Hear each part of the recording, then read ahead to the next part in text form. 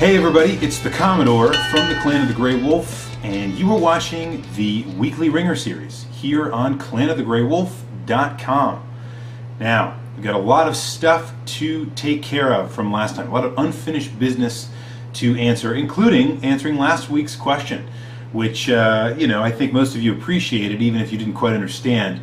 Well, I don't know, I think you all understood pretty well, as a matter of fact. Maybe I didn't ask the question the proper way, but a different story. In any case, about being a hipster and how very many of you apparently don't want to be one. But in any case, we're going to answer that question from last week. I will, as I always do, give you my opinion on the subject, and then I will give you a question for next week, which I think will be at the heart and soul of E3 this year, and I think will also be at really the center of the entertainment universe for years to come.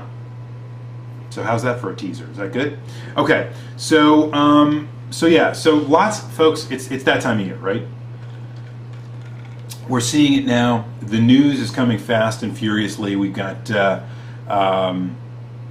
just all kinds of news coming before E3 happens.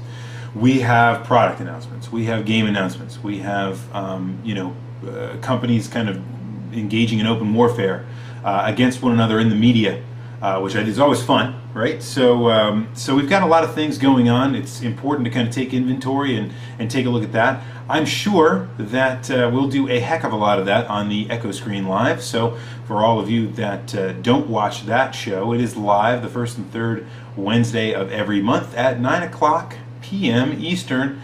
Please come and check it out, because I guarantee we will talk about a lot of the news and notes from E3 this year.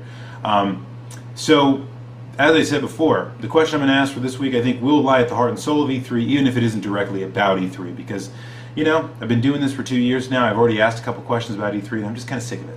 So let's move on. All right, as I do with every episode now, I like to be able to introduce the new folks that ponied up and put their comments down on the site. In some cases, links and videos and good stuff like that too, which I thank you guys all for as well. I click on all those as well as reading all the comments, so those are greatly appreciated. But this week we have a few new faces. Always love to see new folks on the show making comments, even if you guys were watching for a while. Firstly, we've got DJ Conren. Welcome to you, Conren. Interesting. I kind of like that. I think that's a neat name. Are you in fact a DJ? Or do you just like music? I don't know if I'm really a DJ. I'm definitely not a DJ, but I do like music. So maybe that's you. Jay Squiggles. Jay Squiggles. Good name. I like that. Welcome to you as well, Jay Squiggles.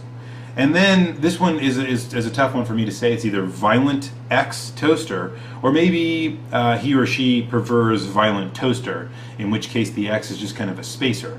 You could use an underscore, but I guess it could be Violent Toaster or Violent X Toaster. I don't know. In any case, whatever your name might be, welcome to you as well. So, welcome to each of you. Thank you for joining the comments part of the show. As you guys all know, the comments portion of this program does indeed keep it going. If there were no comments, then I would have nothing to say. Well, actually, I still have a crap load of things to say. But I certainly wouldn't tape them every week and send them to you. So, if you like the Weekly Wringer and you want to see it keep going, the way to see it keep going is to make comments.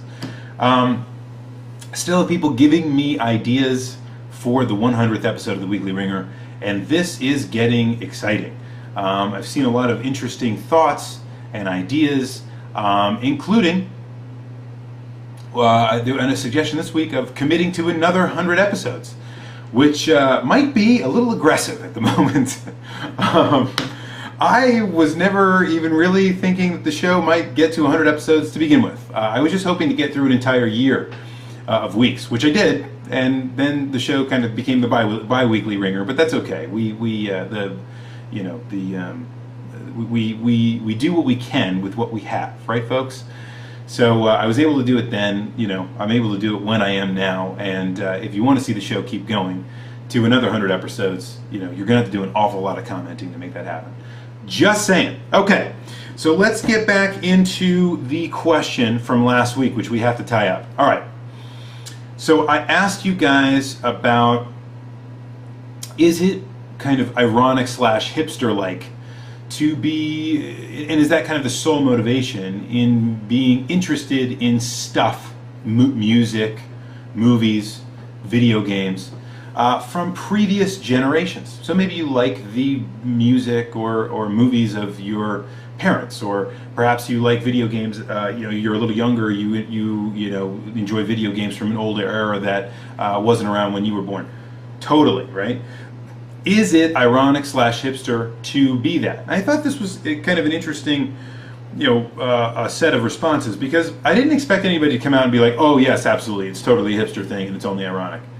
But I think several of you took the question in a lot of interesting ways, including the idea of, really, can you appreciate things that weren't around during your time? And I think that is key to answering the question the way that I kind of intended. And remember, this was a viewer submitted question straight from one of our perennial viewers here, Maze, who I am very grateful for submitting the question. You guys can also submit questions, remember that. If you want to have your question on the Weekly Wringer, a lot of time, I've got a stock set of them. I like to pull from those, but hey, I love asking questions that you guys bring to the table. That only makes the conversation much more interesting and entertaining. So I'm very happy to do that. All right. Let's move now to the kind of overarching thought, and I've only got one this week, and that is this. You guys are very much, I think, in agreement that, yes, you don't want to be hipsters, but more importantly, that art is in some way timeless when it's at its best. So if something is indeed kind of, the kind of high art, as they say, if it is something that appeals to the universal human condition, perhaps that's your definition of art, I don't know, but regardless, when art is at its best, it is timeless. Hard to argue here, right? That has a lot of repercussions to our conversation, because if art is timeless, then it doesn't really matter what time you look into it, right? Who would ever appreciate Beethoven? Because Beethoven's been dead for, 150 years. Did I do that right? Anyway, the point is, he's been dead a long time. Can we appreciate Beethoven even though none of us lived with him? Maybe, maybe not. That, I think, sits at the crux of the question today. But I think all of you would say, and many of you did, that art is somehow timeless. That informs the conversation greatly, and so I will use that as the basis for jumping into the conversation. Mr. K got us kicked off by talking about the universal experience in art is what counts, and therefore not the perspective, not the time, not the context of when you get into something, societally, culturally, geographically, what have you. What is timeless and what makes art timeless is kind of its universal appeal, and the universal appeal to the human experience, which I think is great. Gave the example of the old Turner movie classics, which are decades old at this point, and still hold a lot of value that is not culturally relevant specifically to today, maybe, or the time, or whatever the case might be, but happen to be fairly timeless in terms of what they offer the community and really society out there at large. They're still appealing because they're timeless, because they have that element really intrinsic to them. And I think this is absolutely true. I think there are things that definitely do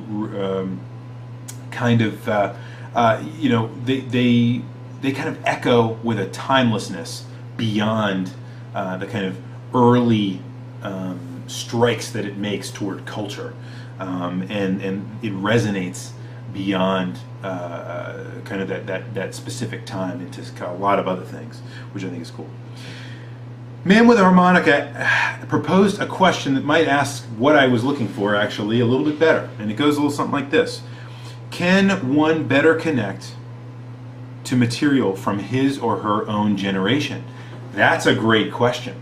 I think there is an argument to be made here.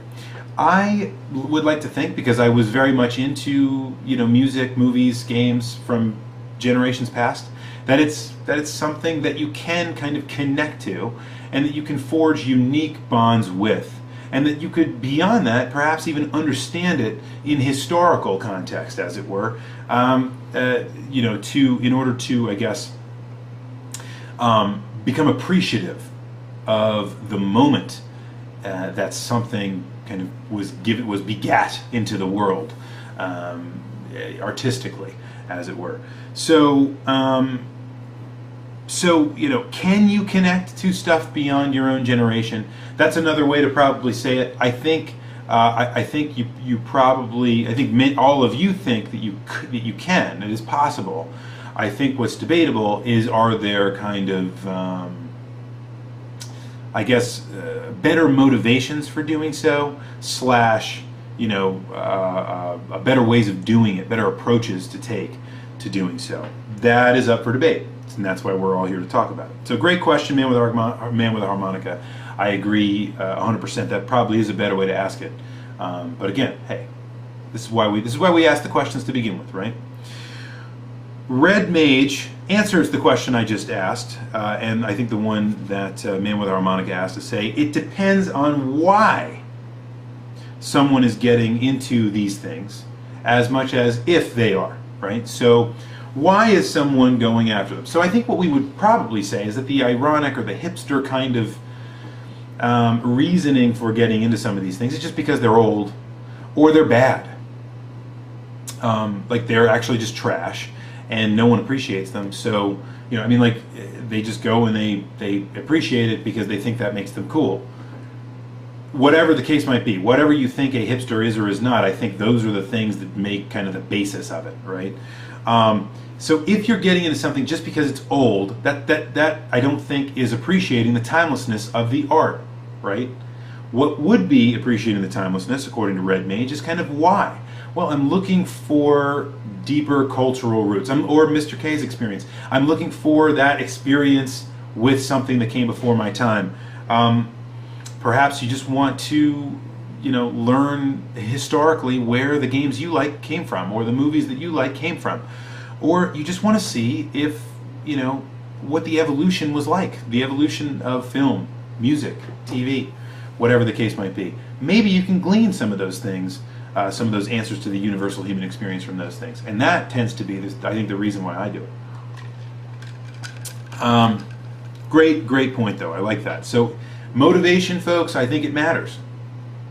Then again, I'm not sure if something is timeless that motivation would necessarily be important at all. If something's timeless, then maybe it doesn't matter why one comes to it, but the fact that they do, that's important. Still open for debate. Still don't think we've answered the question. DTX 180 talked about, is it possible to be truly connected? And DTX 180 answers this by saying resoundingly yes. It is possible to connect to something before your time uniquely. So, for example, many of you out there were not born, including myself, when the first Star Wars movie came out, A New Hope came out, right? Yeah, I wasn't around when that happened. I saw the movie decades later, right? And almost probably 2 decades later is when I finally saw the movie, right? And I built my own nostalgic connections to those things, to those movies, to those characters, to that music, all those things that are involved in the movie. And it has nothing to do with me being alive in the 70s or seeing the movie in the theater or whatever. I'm sure there is a common experience of people the first time they see the movie. I think that is what makes something, in fact, timeless. But I think I can vouch for DTX 180 when I say that I can make my own connections to that. And indeed, I think I have. Maybe it doesn't mean the same thing that it means to somebody else, but I still have the things that I think are cool that I remember about the first time I watched the movie. And I do remember the first time I watched it. Cool stuff. Okay. Mr. Andy Cretin, who was highly critical of the way that I